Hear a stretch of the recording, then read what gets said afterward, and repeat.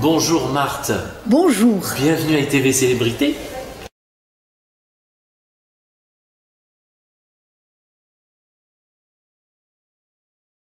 Alors, mon enfance se place en Algérie. Voilà, près d'Alger, à 12 km d'Alger.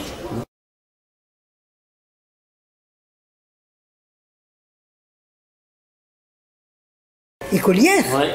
Ben, je suis allée jusqu'au bac, mais j'ai arrêté avant parce que je faisais des études de piano entre-temps, et comme c'était la dernière année, il fallait que je choisisse.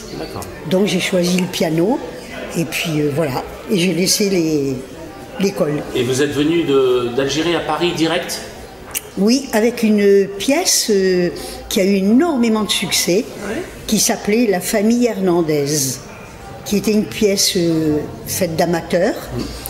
Et on a eu un pot extraordinaire, parce que ça s'est passé à une époque où on nous avait dit l'Algérie va rester française, tatatim, tatatam, ce qui n'a pas été le cas, mais enfin ça s'est passé comme ça. Et la personne qui voulait nous prendre à Paris a dit, écoutez, ça va nous permettre, les Français qui sont donc de Paris, de toute la France, de voir comment vous viviez, c'est-à-dire toutes les races mélangées. Parce que dans cette pièce, il y avait des Arabes, des Juifs, des Italiens, des Espagnols, voilà tout ça. Et tous ensemble. Et on vivait comme ça là-bas, dans la vie courante. Et on est parti dans un théâtre parisien pour 15 jours. On n'est pas rentré, on est resté 3 ans. Voilà.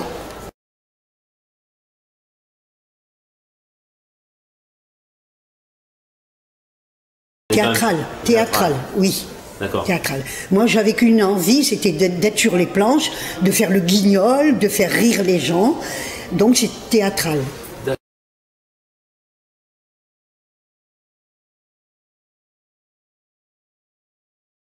Mais oui, mais c'est-à-dire que ça, c'est une phobie de mon grand-père.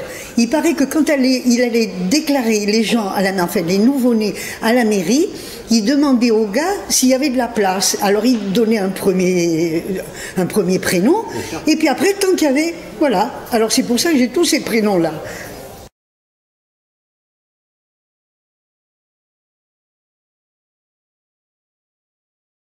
Je fais un break. Je fais un break en ce qui concerne le théâtre. Parce que j'ai eu la chance, vraiment la chance, quand j'ai commencé à avoir, disons, des premiers rôles au théâtre, je ne parle pas du cinéma, là, ça durait 2 ans.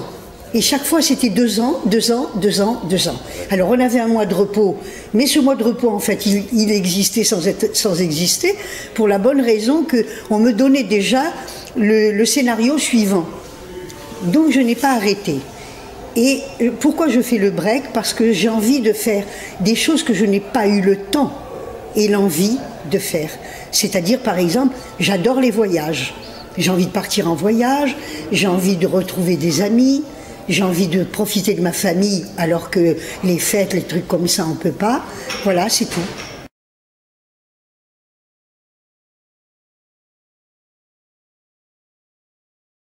Écoutez, j'ai pas rêvé de quoi que ce soit. Je disais pas non plus, il faut que j'arrive à tel truc, à tel degré, ni rien du tout. Moi, encore une fois, ce qui m'intéressait, c'était de faire mon métier.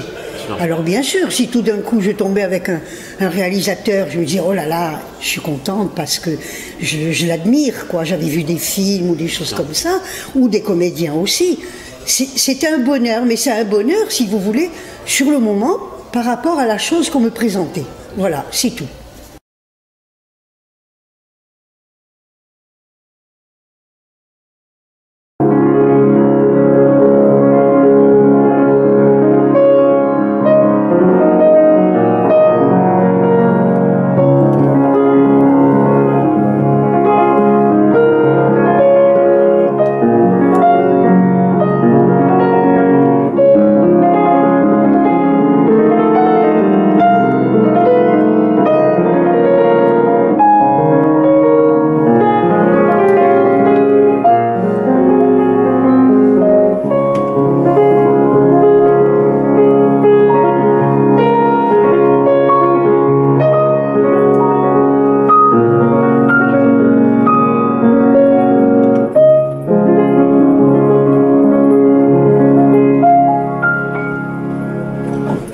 J'ai fait des fautes.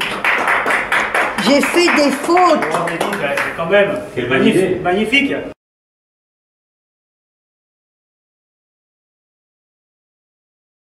Ma mère m'a mis au piano à l'âge de 6 ans.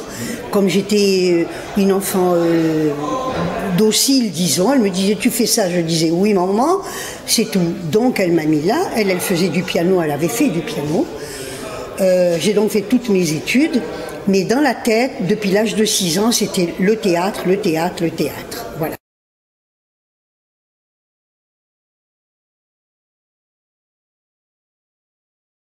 Alors si vous voulez, moi, ça m'est égal que je sois la mère d'un nain parce que je vais paraître 20 ans de plus que lui, ça m'est complètement égal. Moi, ce qui m'intéresse, c'est l'histoire, c'est le scénario et les gens avec qui je travaille.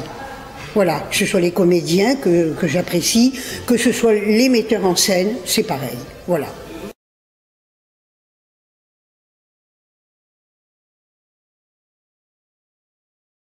Écoutez, il était formidable. Parce que moi, j'avais un a priori un petit peu sur lui, pour la bonne raison que je le connaissais que par la télé, et j'avais vu 1 ou 2 sketchs, et je disais, mais pourquoi il est grossier ou qu'il dit un truc comme ça? Ce qui m'a été confirmé du reste après par sa maman, qui lui disait la même chose. Mais ça, je le suis beaucoup plus tard. Et je me disais, je ne sais pas comment, qu'est-ce que ça va donner.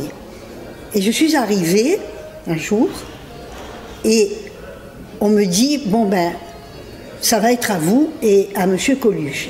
Et il était très loin dans l'endroit où nous étions. Et il se lève, je dis, tiens, il va tourner. Pas du tout, il venait me chercher. Il m'a dit, alors, on fait le rôle, on fait ma maman. Et il m'a emmené, il m'a fait asseoir sur la chaise sur laquelle il était. Et on a parlé, très gentil. Et à un moment donné, l'assistant est venu nous chercher en disant « Bon, maintenant, c'est à vous deux. » Alors il a dit « Allez, ma poule, c'est à nous. » Voilà.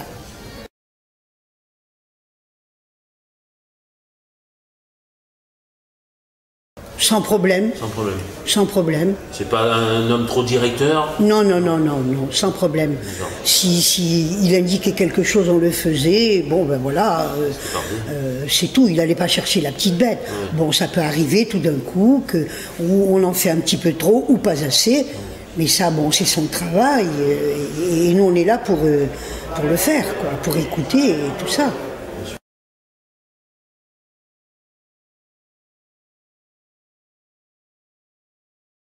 Bon, il était de là-bas, j'avais connu sa sœur qui prenait des cours de danse aux Beaux-Arts à Alger. C'est comme ça que je l'ai su, parce qu'elle était petite, donc je ne savais pas.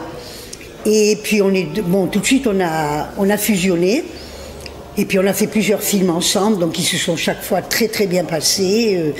C'est un ami, quoi, c'est devenu un ami.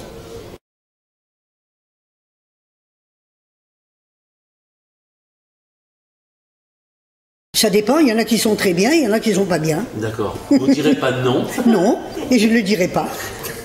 Non, mais il y en a qui sont bien, et en plus dans ces séries-là, il y a des comédiens qui vont faire quelque chose, quoi, ça c'est certain. Moi je regarde beaucoup la télé quand je suis à la maison. Oui, bien sûr. Et on le voit tout de suite, quoi. Oui, ça sort à l'écran. Hein. Bien sûr. Instantanément.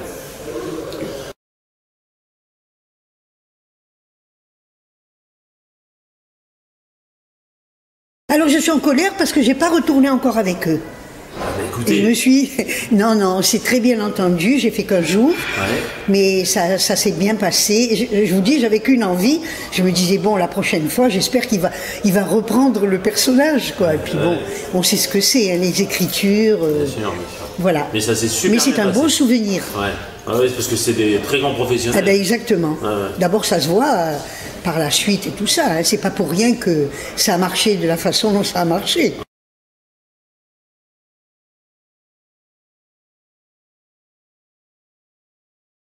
Tout simplement parce que le théâtre, on a un rapport direct avec le public.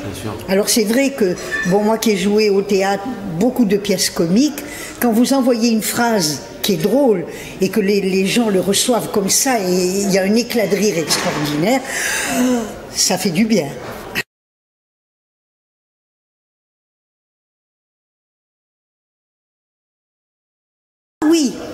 Alors là, c'est un court-métrage qui, j'allais dire qu'il n'est pas professionnel, si, qui est professionnel, je veux dire, mais c'est un jeune qui finissait ses 3 ans d'études. Et un jour, il me téléphone, il me dit Madame Villalonga, voilà. Alors, je dis oui, qu'est-ce que c'est? Donc, on ne se connaissait pas.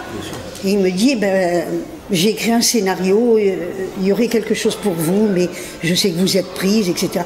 J'ai dit bon, écoutez, on arrête, vous m'envoyez le scénario, déjà, je vais vous dire oui ou je vais vous dire non. Et puis, vous me donnez quand même les dates, parce que je n'avais pas tout à fait pris la décision encore du truc du théâtre. Alors, il me dit bon, d'accord, d'accord. Et donc, je fais ce scénario, on tourne pendant une semaine. Et il y a 2 jours seulement, j'ai visionné le court-métrage.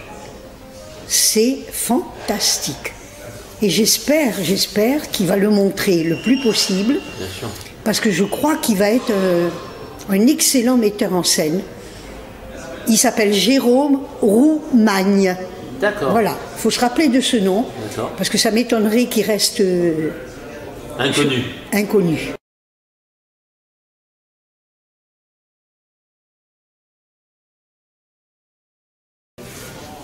Oui, monsieur.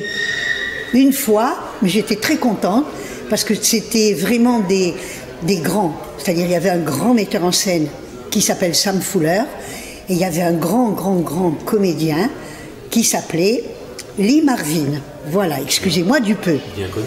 Et donc, je me demandais ce qui me tombait sur la tête. Donc, c'est mon agent à l'époque qui s'appelait Madame Olga Horsti, qui était vraiment la plus grande. Et un jour, elle me téléphone, elle me dit « Il y a des Américains qui veulent vous voir ». Je dis « Américains, mon Dieu !» Je me voyais déjà à Hollywood, moi. Et elle me dit « Dans 2 jours, vous avez le producteur qui vient, mais ne vous inquiétez pas, comme je baragouine 4 mots d'américain, elle me dit « Ne vous inquiétez pas, il parle le français comme l'américain ». Et elle m'explique un petit peu que c'est un film de guerre, simplement. Elle me dit « C'est un film de guerre, donc je crois qu'il y avait un jour ou 2 ». Et donc, je vais au rendez-vous, je vois un monsieur très bien, et il me dit, moi, parti dans mon délire américain, j'attends rien, et je lui dis, « Good morning, sir ». Et je me dis, « oulala ». Alors il me dit, « Bonjour, madame ». Alors je dis, « Bon, alors ça va », parce que j'ai eu peur tout d'un coup. Et il m'explique le scénario. Et alors il me dit, voilà, c'est un film, tatatine, tatatam. Donc moi je comprenais ce que c'était, etc. Et il me dit, si vous êtes libre en septembre, vous faites le personnage. Merci monsieur, je pars contente, je vais voir mon agent, je dis, ça y est, je fais le film avec les Américains. Et 2 jours après, elle m'appelle, elle me dit, il y a le metteur en scène qui vient, il veut vous rencontrer, mais lui il ne parle pas un mot de français. Il ne sait même pas dire bonjour. J'ai dit, mon Dieu, et alors ça donne ça. Donc il me parle, et puis il me raconte le scénario lui aussi. Et c'est un gars qui parlait tout le temps comme ça, tout le temps, il fallait qu'il parle. Alors il me dit, here's a film during the war. Et moi je dis, ah, la guerre, the war. Ah. J'avais compris que c'était la guerre. Bon, je savais aussi. Alors elle me dit, alors il continue, tatatim, tatatam, tatatam, French woman. J'ai dit, ça c'est la française. Tout ça, voilà. Enfin, chaque fois j'essayais de comprendre. Bien sûr, de raccorder. Il me dit, it's okay. For September, ok. Moi je pars, je me dis, mais c'est pas possible, mais qu'est-ce qui m'arrive? Et donc c'est comme ça que j'ai fait le film. Voilà, j'étais très contente. Même si c'était court, mais je me suis payé les Américains. Ah ben.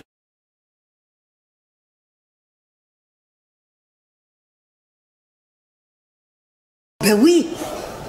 Ah ben oui. D'abord ça fait plaisir qu'une Française soit récompensée comme ça, mais bien sûr que oui. Et elle est donc aux Oscars. Hein. Elle est aux Oscars. C'est beau. Mais écoutez, déjà d'aller là-bas et d'avoir ça, il faut du reste que j'appelle mon... Comment qu'il s'appelle mon agent là maintenant, oui. Parce que je voudrais son adresse, parce qu'on s'est rencontrés au Japon. D'accord. Elle présentait justement ce film, et moi j'avais vu le film un peu avant. Voilà. Ben oui, parce que quand même avec les Américains, ça fait bien quoi.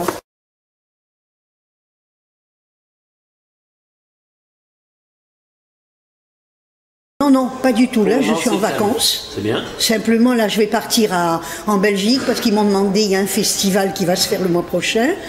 Et pour être la marraine, la présentatrice, etc. Donc, comme je ne travaille pas, je dis oui.